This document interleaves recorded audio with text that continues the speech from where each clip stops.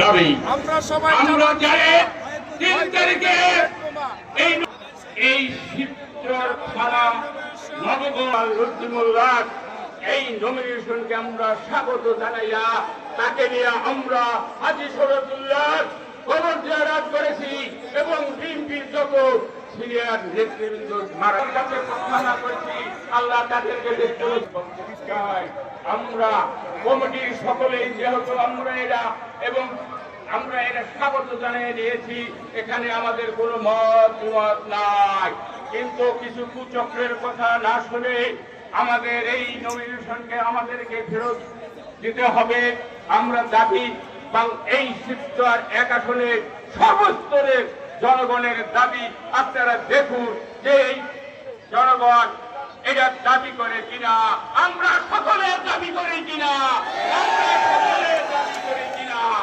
তাই বন্ধুগণ আমরা আমাদের সকলের সতর্ক থাকতে হবে। কিছু দুষ্কৃতী লোক আমাদের বিরুদ্ধে লেখা আছে, সেই থেকে আমরা